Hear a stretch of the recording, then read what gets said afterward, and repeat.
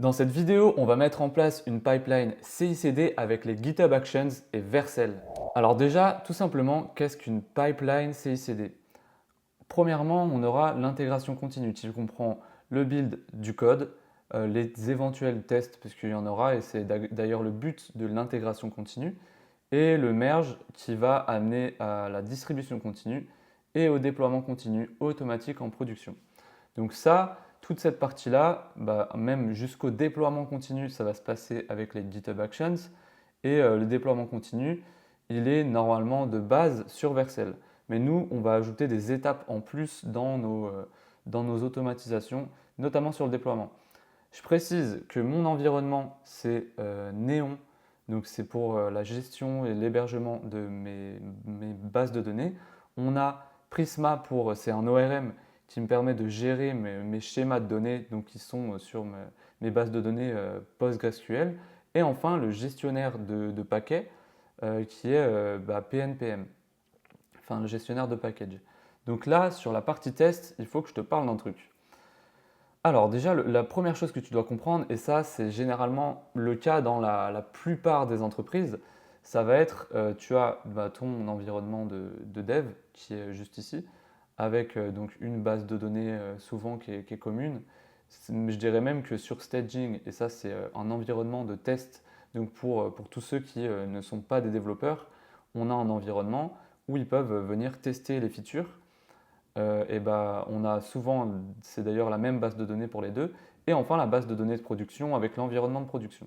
Donc ici, il faut que tu comprennes que c'est ton navigateur sur lequel tu as accès à ton application, c'est en local.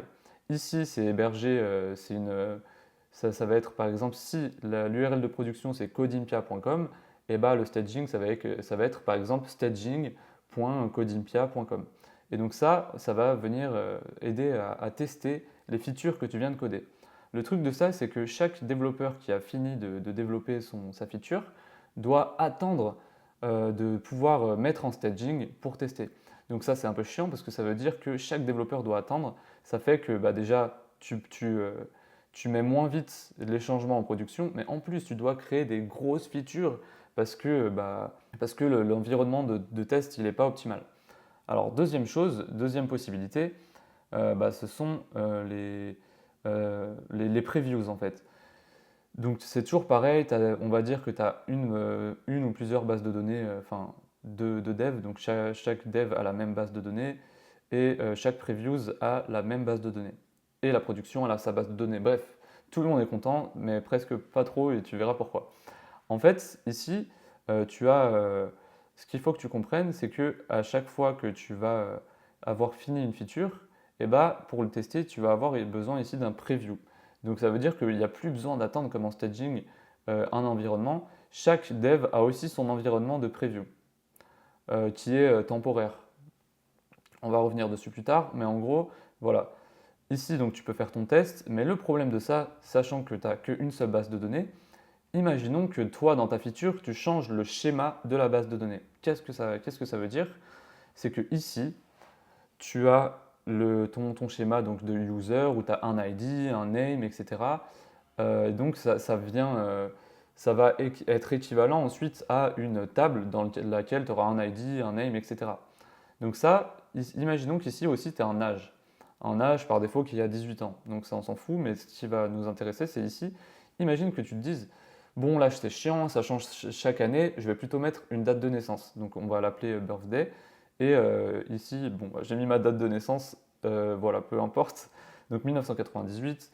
Voilà, donc maintenant, pour accéder à user.edge, tu peux plus, c'est user.birthday.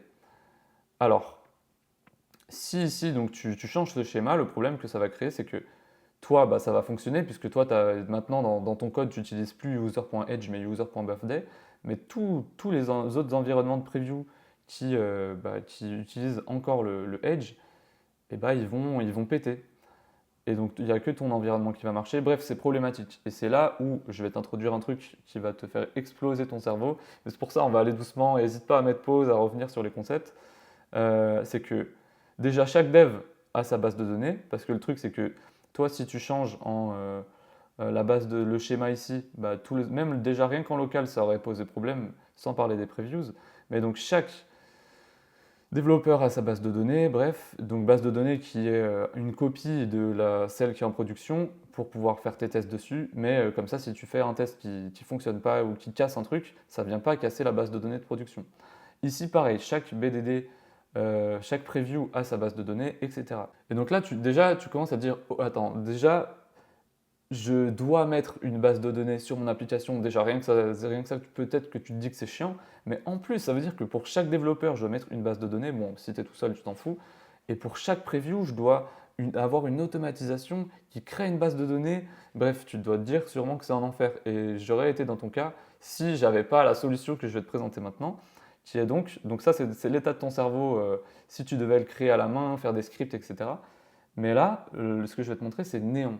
Et Neon, c'est l'hébergeur de ma base de données, mais en plus d'être un hébergeur, ils ont des features, et notamment la feature principale qui va nous intéresser sur cette vidéo, c'est les branches. Donc jusqu'à maintenant, tu avais des branches pour ton code, c'est-à-dire que bah, tu pouvais avoir différentes versions de ton code dans des branches sur GitHub, sur Git, et bah là, tu as aussi des branches de la possibilité d'en créer sur ta base de données, c'est-à-dire que tu as ta base de données de production qui est main, et si tu veux créer une deuxième base de données qui est la copie de main, mais dans une autre, voilà, dans une autre branche, bah, tu peux le faire avec Neon. Et donc ça veut dire que ici, bah, BDD Dev 1, c'est une branche, ça c'est une autre branche, ça c'est une autre branche. Chacun a sa branche, tout le monde est tranquille. Et donc ça fait que tu as voilà, tu peux avoir tes environnements de base de données d'une à l'infini et facilement créables et copiables. Autre feature que vient ajouter Neon, mais bon, ça va pas nous intéresser dans cette vidéo, mais je t'en parle quand même au cas où, c'est si jamais tu fais une bêtise sur main, chose qui normalement ne devrait pas arriver vu que on va créer des environnements de test et donc tu vas pas faire des bêtises sur main, mais si jamais ça arrive, on ne sait jamais, eh bien tu peux revenir en arrière. Tu as aussi un versionning de la base de données dans le temps. Et donc tu peux revenir en arrière. Bref, trop intéressant.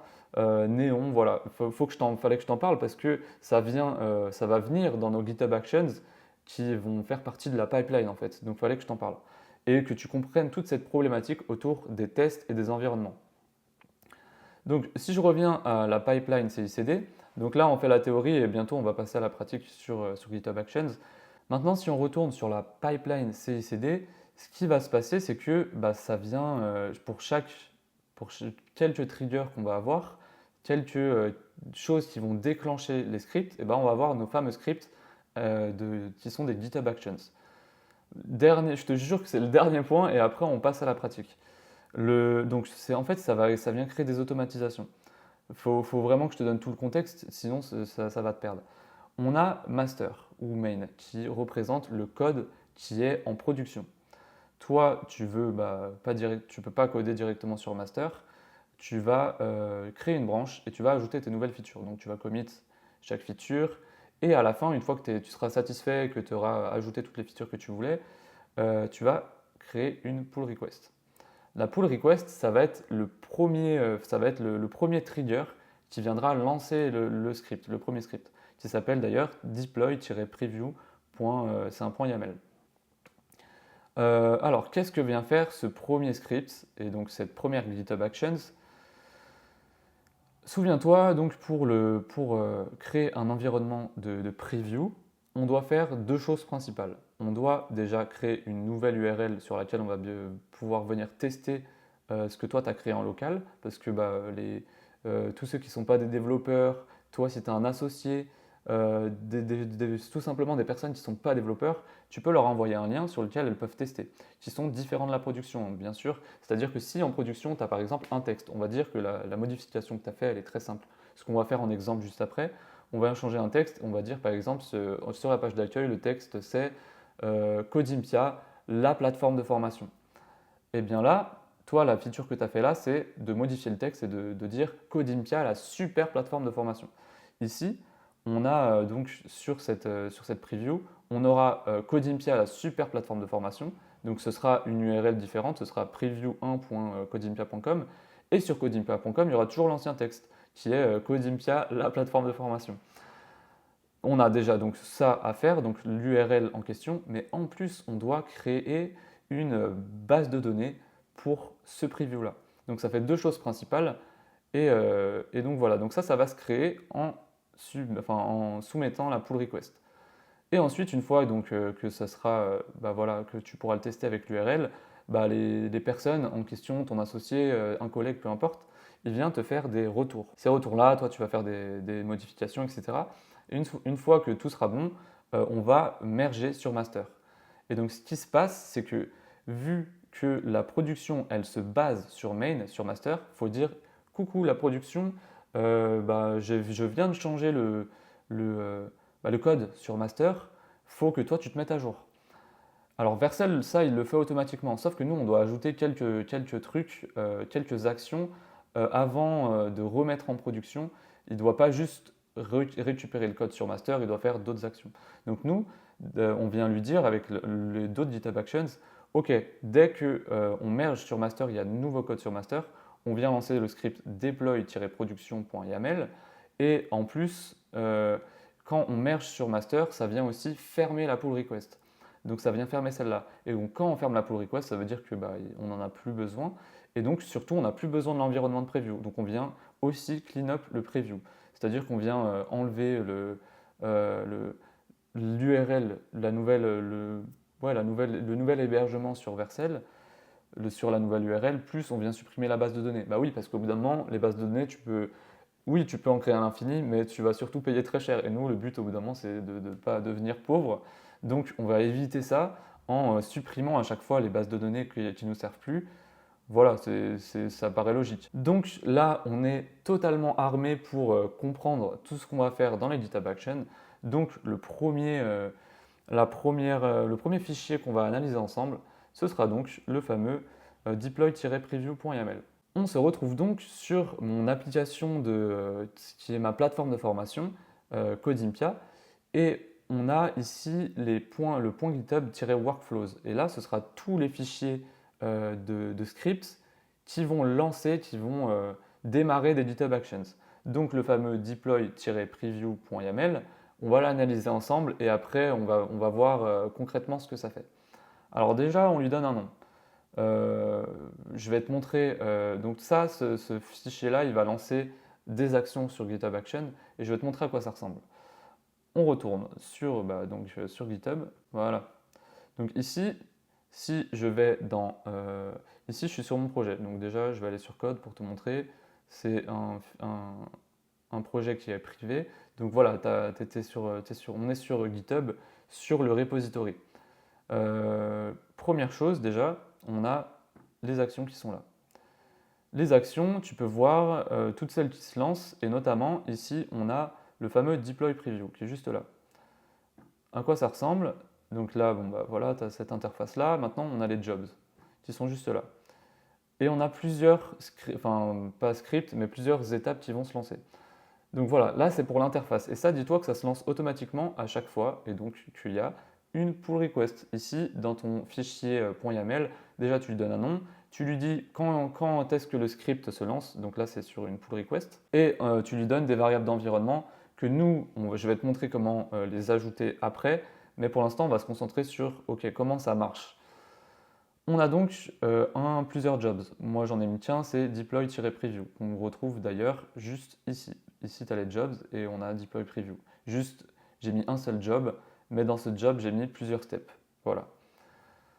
Dans ces steps, avant les steps, on a les permissions. Donc, j'ai mis tout en écriture, en permission, et ça va tourner en fait sur un environnement. Et donc là, l'environnement, c'est Ubuntu-latest. En fait, GitHub, lui derrière, ce qu'il vient faire, c'est que ce script, il va le lancer, mais il faut qu'il le lance sur un environnement, et donc on lui dit lequel on veut. La première étape, ça va être, enfin déjà, tu vois, c'est très important dans un fichier YAML, c'est l'indentation. Ici, donc une fois que tu as mis tes steps, tu viens mettre chaque steps avec un tiret. Donc chaque tiret, ensuite, dans un ordre qui importe peu. Bon, après, c'est quand même logique, tu mets le nom en premier. On va mettre le nom. Donc le nom, la première étape, ça va être le checkout. Checkout, c'est juste une action GitHub qui te permet d'avoir accès au workspace Et donc ça, c'est une étape obligatoire sur la plupart des actions GitHub, donc la plupart des scripts. Ensuite, une seconde action, ça va être d'installer Node.js. Bon, en fait, il y a toute une partie où ça va juste être d'installer les dépendances, etc. Parce que, en fait, je ne sais pas si tu remarques, mais bon, là, pour l'instant, tu ne peux pas remarquer puisque je ne t'ai pas montré, mais on a juste des actions. Ces actions-là, ça va être avec le mot-clé uses qui vient lancer une action. Ça, c'est des actions que GitHub a créées et tu en as plusieurs qui vont te permettre de faire des actions simplement sans devoir taper des commandes. Parce que je vais te montrer après, tu peux taper des commandes. Donc là, tu lui dis, OK, t'installes Node.js, version 20. T'installes PNPM, donc encore une fois, tu vois ici, j'aurais pu mettre, je ne vais pas le faire au cas où pour pas casser ce que je viens de créer, mais en gros, le name, j'aurais dû le mettre avant. Mais bref, ça vient récupérer PNPM. Ça vient l'installer, donc avec le nom, etc. Ça vient prendre la version 8. Ensuite, ici, celle-là, elle vient le mettre en variable d'environnement. Celle-là, ça vient l'installer en cache pour ne pas la réinstaller à chaque fois. Ensuite, ici, et donc là, avec le mot-clé run, on vient lancer une commande. Et la commande, c'est pnpm install maintenant qu'on l'a installé. Parce que moi, je n'ai pas npm, mais pnpm. Et ça m'a bien posé problème parce que de base, toutes les actions qu'il fait ensuite, c'est avec npm. Le problème, c'est que moi, j'étais avec pnpm. Et ici, dans mes fichiers, juste en dessous, enfin juste au-dessus de ma tête, tu peux voir, il y a pnpm-lock.yaml. Et donc, bref, ça posait problème. Là, voilà, on a installé tous les trucs qu'il y avait avant et on arrive sur la partie la plus intéressante. On arrive donc sur le cœur de ce script-là. On a enfin fini d'installer tous les trucs chiants. Maintenant, on se retrouve sur le cœur. C'est-à-dire que la première chose, c'est qu'on vient récupérer le nom de la branche. Ça va être intéressant ensuite parce qu'on on va s'en servir du nom de cette branche pour retrouver la branche et pour la supprimer ensuite. En fait, ça vient nous servir de tag. Alors, maintenant, ce qu'on doit faire, comme je t'ai dit précédemment, je vais me remettre sur le schéma. Voilà. On va devoir créer une base de données pour notre preview. Avant de créer le preview, il faut l'hébergement qui vient hoster la nouvelle version, là, le preview en question, il faut d'abord créer la base de données. Et donc pour ça, on crée une Neon Branch. Cette Neon Branch, tu vois que tu as eu encore une fameuse action, et cette action, tu peux lui donner des paramètres. Le project ID qui est récupéré dans une variable d'environnement. Moi, j'ai mis un parent, j'ai récupéré dev, parce que je préfère que ça vienne récupérer ma base de données de dev ici que j'ai un peu modifiée plutôt que de récupérer celle de production. Mais sinon, de base, ça vient récupérer celle de production. Si tu mets pas là, si tu mets comme ça, hop, en commentaire. Ça vient récupérer, donc ça vient créer avec le nom de la branche, enfin on peut lui donner un nom de branche. Et donc là, ça vient créer donc preview-pr PR numéro trucmuche avec le nom de la branche, comme ça tu peux la retrouver et on verra après ce que ça va donner. Le username de la base de données, je ne rentre pas dans les détails puisque tu n'utilises peut-être pas Néon, mais c'est pour t'expliquer un peu le concept. Et enfin, la clé API de Néon. Voilà, donc là tu as créé ta nouvelle base de données avec Néon. En fait, tu viens récupérer avec cette branche-là. Ensuite, chose qui ne te concerne pas, mais avec Prisma, enfin qui peut te concerner si tu utilises les mêmes choses que moi. Mais en gros, avec Prisma, ce que je t'expliquais précédemment, c'est que tu as ici un schéma. Ce schéma-là, c'est un schéma Prisma, et ce qui vient dire, c'est le schéma de ta base de données. Ça vient dire de quelle colonne tu as dans ta base de données. Moi, j'ai la colonne ID, name, etc. pour la table user. J'en ai d'autres des tables. Bref, ça vient éventuellement, s'il y a une migration, ça vient créer la migration. Donc tu runs la migration, et ça c'est important, parce qu'en fait, si ça pète ici, au moins ça pète pas là. C'est aussi le but d'avoir un preview. Donc tu lances ça, ça vient créer, donc, comme je te montrais avant avec le mot-clé run, tu peux lancer des commandes, et donc là, ça vient créer des variables d'environnement, ça vient générer le schéma Prisma, et ensuite ça vient le déployer, le migrer. Voilà, donc ça, c'est tous les trucs chiants qu'il fallait faire avant de faire le preview. Tu vois qu'il y a quand même, enfin, c'est quand même intéressant parce que ça t'évite de le faire à la main. Sinon, moi, j'aurais été obligé de créer un environnement à la main, de le tester à la main, bref, ça aurait été chiant. Alors que ça vient le faire automatiquement. Ça vient installer le client Vercel pour pouvoir faire des commandes Vercel. Ça vient récupérer les variables d'environnement Vercel qu'on met dans Vercel et pas dans les secrets de GitHub, ce qui est quelque chose de différent. On fait un build avec Vercel, on deploy le preview, voilà. Et à la fin, en fait, là ici, il faut que tu comprennes que cette commande, quand tu fais echo, ça vient faire un print de la commande, enfin de la sortie de la commande. Et la sortie de la commande, pourquoi elle nous intéresse, c'est qu'ensuite, et je vais te montrer en quoi c'est super puissant et intéressant, c'est que tu peux commenter ta pull request avec l'URL du preview et avec la Neon branch. Donc comme ça, tu peux directement aller sur la branche Neon et voir la base de données. Donc là, tu vois, on a tout fait automatiquement et ça nous a évité de le faire à la main. Et c'est ça tout ce concept de CICD, c'est d'avoir des scripts automatiques qui viennent t'aider dans toute cette problématique de test et de déploiement et d'intégration continue. Ici, on pourra aussi avoir un test qui vient faire tous les tests ESLint. Je sais qu'on a dans une entreprise, on avait une action GitHub qui venait, donc attends que je retrouve, tu vois, uses action et slash, tu avais peut-être ESLint, je sais plus, mais peu importe, et ça vient tester avec ça vient faire des tests en plus, et donc ça vient vérifier si tout se passe bien. Voilà, donc là, ça vient mettre le fameux commentaire. Là, ça peut te paraître flou, donc je vais te montrer un peu ce que ça donne à l'écran. Ici, on a une pull request que je n'ai pas parce qu'elle est fermée. Et d'ailleurs, je ne vais pas pouvoir te montrer, mais on va en créer une ensemble parce que là, c'est une qui est fermée. C'est ce que j'ai fait hier. Et donc, on a les fameux commentaires qui viennent te donner le preview. Preview tu vois, il te met, tu peux cliquer dessus. Et donc ça, c'est super pratique. Ça vient te faciliter la tâche. Et c'est le principe de la CICD, je répète. Donc voilà, donc maintenant, ce qu'on va faire nous ensemble, c'est déjà faire une modif, créer une pull request et voir comment ça se lance. C'est ça qui est tout l'intérêt. Donc moi, il va falloir que je récupère mon fameux terminal, que je récupère là. Hop. Alors je sais, il y en a qui utilisent directement le terminal de là-dedans, mais je sais pas, je l'aime pas. J'aime bien le bon vieux terminal, chacun fait ce qu'il veut et ne me jugez pas, merci. Donc on est là, on va. Attends, que je regarde git status, on en est où? Donc je suis encore sur mon ancienne branche. Donc déjà git checkout, on va aller sur main. Git pull, parce que des fois ça m'arrive de ouf d'oublier. Parce que souvent au début d'un projet, je code directement sur main. Je suis quelqu'un qui respecte pas les bonnes pratiques. Normalement je devrais créer des branches, etc. Là maintenant je suis obligé parce que j'ai mis une règle qui m'interdit de coder directement sur main. Maintenant, je suis obligé de passer par des pull requests. Bon, c'est aussi le principe de la CICD parce que si tu pouvais la contourner, du coup, ça ne marcherait plus. Git checkout-b, donc on crée une nouvelle branche. Je ne sais plus si on doit mettre des. Non, je crois pas. Et on va mettre test YouTube. Voilà, comme ça au moins on sait pourquoi j'ai créé ça. Donc ça vient switcher sur la nouvelle branche.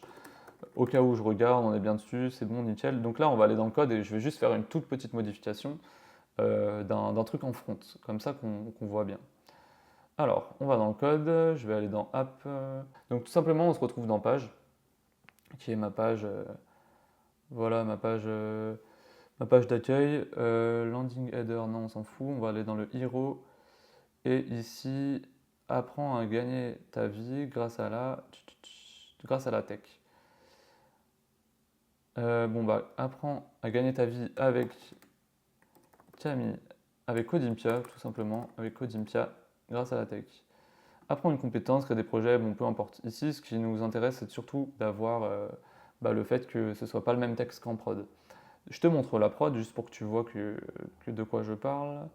Hop, la prod. La prod, c'est codimpia.com.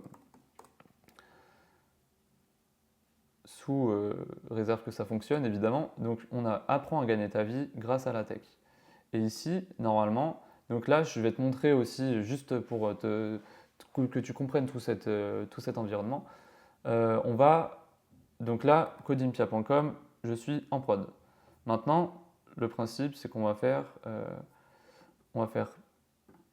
moi ici j'ai pdev, donc en fait p, j'ai mis un alias qui va transformer ça en pnpm, mais sinon moi c'est pdev, donc pnpmdev, ce qui va me lancer la modification, enfin l'environnement local, je vais y arriver, et cet environnement local, on va pouvoir voir la modification. L'environnement local, c'est pas compliqué, on ouvre un nouvel onglet, hop, localhost 3000, et on va voir la modification. J'en profite pour boire un coup puisque je parle énormément. Voilà. Donc là, on attend parce que c'est long et qu'ils veulent me faire perdre mon temps. Voilà. Apprends à gagner ta vie avec Codimpia grâce à la tech. Mais si c'est pas génial. Donc là, on est toujours sur l'environnement local. Que tu comprennes bien, si on vient sur l'environnement de production, bah là, c'est toujours la même page. On n'a rien. Enfin, moi, j'ai modifié en dev, en local surtout. Donc bref, ça, je peux le fermer. Disons que je suis happy avec ma feature là. Donc git status, je te montre bien qu'il y a un truc qui a été ajouté. Donc je pourrais faire git add all ou git add juste le fichier que je viens de modifier. Mais sinon pour les petits trucs comme ça où je sais à peu près ce qu'il y a, je fais commit-am, ça fait add plus message. Le message, je vais mettre fix, texte, comment on dit home text du coup parce qu'on est en anglais. Voilà, on est bien. Ok, donc je fais git status au cas où pour voir que ça s'est bien passé. Nothing to commit. Qu'est-ce qui se passe? Git push alors. Voilà. Ok, donc là on est bien, on a fait la petite modif et à ce moment-là, il n'y a toujours rien qui s'est passé. Je veux dire, codimpia.com, j'ai pas mis sur main, donc ça n'a pas été modifié. Et puis surtout, moi je veux créer une pull request qui vient lancer mon fameux script. Donc pour faire ça, déjà on va aller sur mes pull requests et voilà, il y en a une nouvelle qui l'a détectée, hop, je la fais, enfin je la prends, fix home text, je vais l'appeler plutôt test YouTube, hop, voilà, je vais créer ma pull request et là tu vas voir la magie opérer et j'espère que ça va fonctionner pour le bien de cette vidéo. On fait create pull request et donc là ça vient, tu vois, lancer mes... Ah voilà, j'avais un petit doute, ça vient, enfin j'avais pas de doute envers mes compétences de génie, mais non, mais ce que je veux dire c'est que j'avais peur que ça se lance pas. Et donc ça lance le deploy preview que je t'ai montré juste là.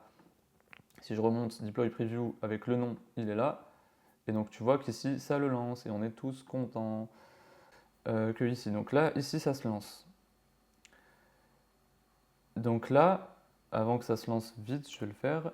Ici, tu peux voir qu'on est sur Néon, qu'il n'y a pas encore la branche. Si je rafraîchis, il n'y a pas la branche de preview. Et là, tu vas voir que notre script, il va venir la rajouter, notamment sur cette étape.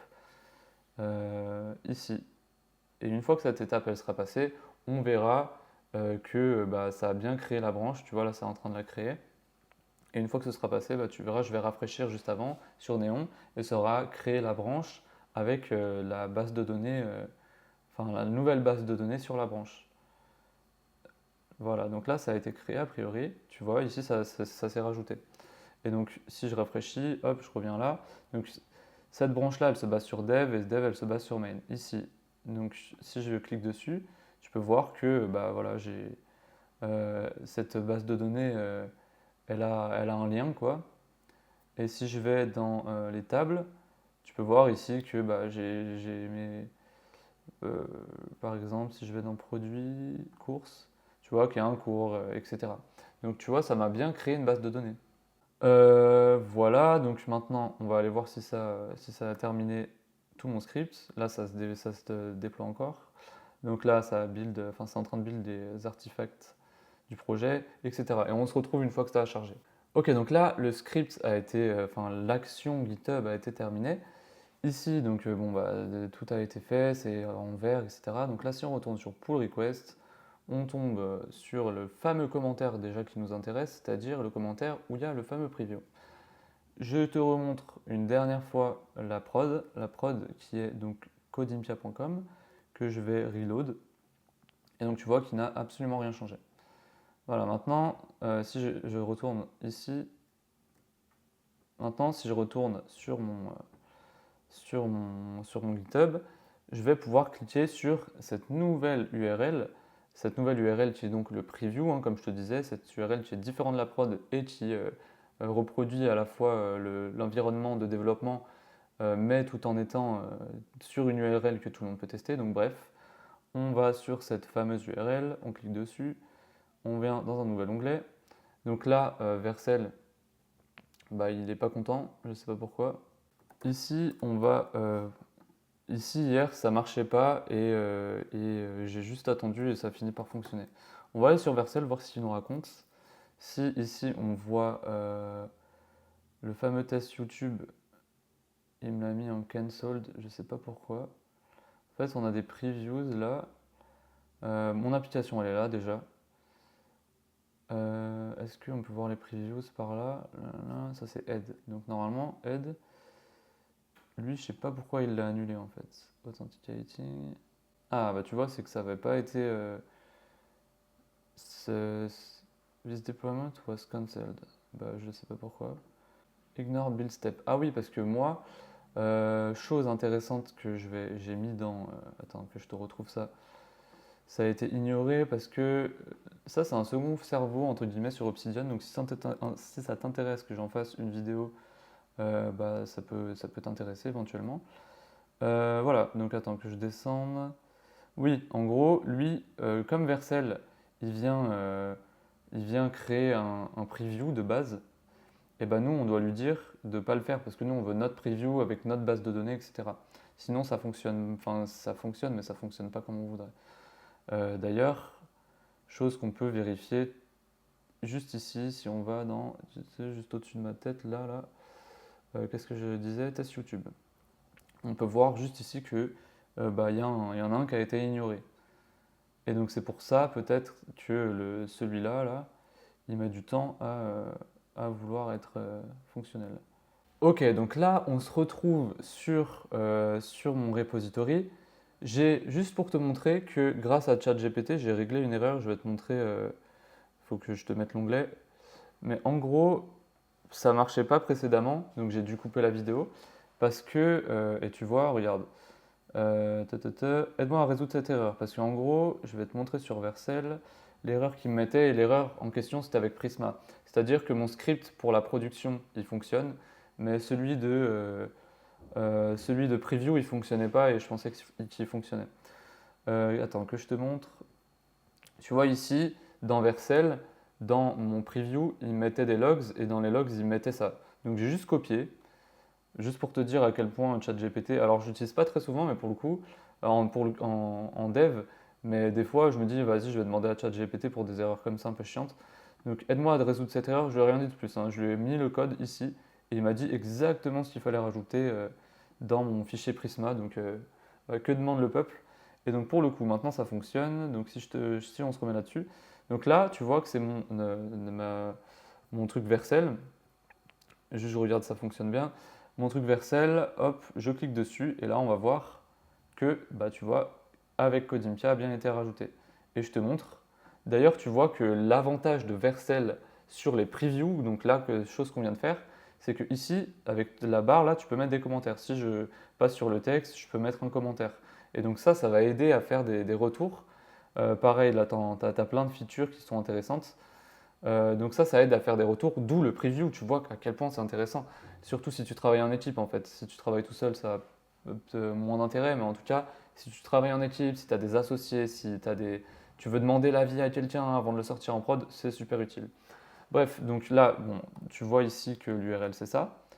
Donc c'est un URL différent de la prod, et la prod, je vais te la montrer, hop, et la prod, si ça charge, eh bien tu vois que c'est toujours l'ancien texte. Donc, comme tu peux le constater, notre preview fonctionne bien. Donc c'est super, moi je suis content là.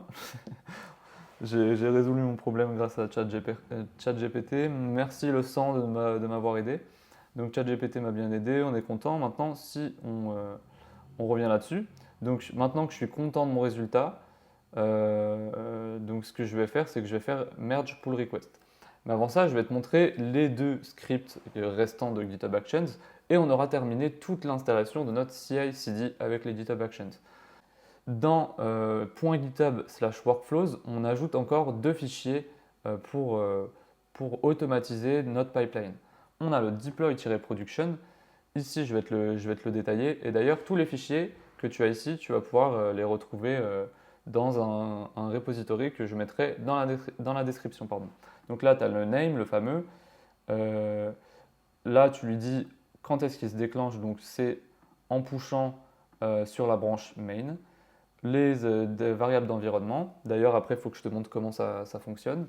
Les fameuses secrets et le job. Donc le job, hein, ça va être similaire au preview. Tu vois que c'est quasiment pareil. Sauf que, qu'est-ce qu'il y a? Déjà, ici, tu peux voir la différence qu'avec le preview, c'est que bah, la database, on ne va pas utiliser la database de preview, on va utiliser la database de prod. Donc ça, bah, on n'a pas besoin d'y toucher, donc on lance juste ça. Et puis là, bah, on lance les commandes, mais juste on les fait en prod, quoi, pour la prod. Voilà, et deuxième chose, c'est le cleanup-preview. Donc lui, son nom c'est cleanup preview, voilà, peu importe. On pull request type close, donc sur un événement de pull request qui se ferme, on on efface la neon branch. Donc ça, neon, ils nous ont donné une action pour les supprimer, donc voilà, on est content. Je te montre quand même, avant d'appuyer sur le bouton et que ça déclenche les deux scripts, je te montre quand même que néon, il y a bien ici la branche. Et je rafraîchis et tu verras que une fois que j'aurai mergé, ça va disparaître. Et aussi, je te montre bien que codimpia.com, il n'y a pas le texte. Et quand je vais le rafraîchir, que ce sera mergé, il y aura le texte. Donc là, hop, on va se foutre là-dessus. Voilà, donc je me mets là. Je vais faire un merge. Confirme. Donc là, je vais l'appeler. Au final, ça va me servir. Fix Prisma Preview GitHub Actions. Voilà, confirmé. Et donc là, maintenant, ici, on va voir que ça a lancé deux actions, normalement. Ça a lancé Cleanup Preview Deployment et Deploy Production. Donc lui, je pense qu'il va finir avant puisqu'il est plus court. Et on va voir ce que ça donne déjà. Donc là, si je me mets sur les jobs, ça va delete la preview. Donc ça, là, c'est en train de delete neon branch. Et ici, ça va faire un cleanup du job en question. Donc là, ça a terminé. On va voir sur Néon que ça a bien effacé la branche. Tu vois, je ne peux même pas rafraîchir, te montrer parce que ça se rafraîchit tout seul. Donc ça l'a bien effacé. Donc tu vois, ça se fait tout automatiquement grâce au GitHub Actions. Et maintenant, la dernière chose, ça va être donc que ça publie bien, enfin que ça met bien en production. Donc là, ça va prendre un certain temps. Ici, juste pendant que ça charge, je te montre sur Vercel. Ici, dans Codimpia-app, je te montre les déploiements. Tu vois qu'il est en train de gérer le déploiement en production. Ici, avant, c'était en preview, et là, ça va se faire en production. La current, elle est encore sur l'ancienne, puisque là, elle est en train de builder, donc c'est normal. Et maintenant, pendant que le reste charge encore, je te montre les fameux secrets, où est-ce que tu dois les programmer, enfin les ajouter. Ici, tu vois, tu es dans ton repository, je retourne au début pour que tu sois à l'aise, et on va aller dans Settings, Secrets and Variables, et dans Actions. Et ici, tu peux voir que tu as juste à cliquer sur le bouton, tu lui donnes un nom ici, et tu mets, tu lui mets un nom ici, et tu mets le secret, tu l'ajoutes, et après, tu auras une liste ici. Cette liste, elle va te servir à quoi? Elle va te servir à avoir accès à des variables d'environnement, mais sans les mettre en dur dans tes fichiers tes fichiers de script d'action GitHub. Donc tu vas pouvoir les récupérer là en faisant secrets. Le nom, et tu vas pouvoir les récupérer. Ça, c'est intéressant parce qu'on lance des commandes directement dans le script. Mais tu verras que sur Vercel, des fois, enfin, il n'y a pas besoin forcément de script. Ici, bah, il y en a besoin, Vercel token en l'occurrence, database URL, direct URL, etc. Quoique, ils sont même pas utilisés ici. Vercel token, ici, les deux, je pense que je pourrais les supprimer en soi. Voilà, parce que bah, les variables d'environnement, elles sont directement sur Vercel pour la production. Pour la production, Preview et un autre truc qu'on utilise, on n'utilise pas, ben, qu'on utilise que pour Vercel. Donc si je retourne sur Vercel, hop, ici, que je vais dans Settings, Environment Variables, bah ici tu peux voir que j'ai encore des variables d'environnement qui sont utilisées que par Vercel, alors que les secrets, ils sont utilisés par GitHub Action. Et GitHub Action, bah, on a besoin de trucs supplémentaires, notamment le GH token pour pouvoir commenter et faire le fameux commentaire ici dans Pull Request. Bah, tu vois elle a été terminée. Test YouTube. Et pour faire ce fameux commentaire, bref, tu vois, il y a des trucs qu'on a besoin dans GitHub Actions, mais qu'on n'a pas besoin dans Vercel. Pour ça que les variables d'environnement diffèrent un peu. Mais bref, tu vois qu'ici c'est fini. Si je vais dans Actions, ok, donc là, le script de production c'est terminé. Donc on va voir tout simplement si la production, ici, si je rafraîchis la page, normalement ça devrait ajouter mon texte. Donc là, on est bien sur l'URL de production, je rafraîchis.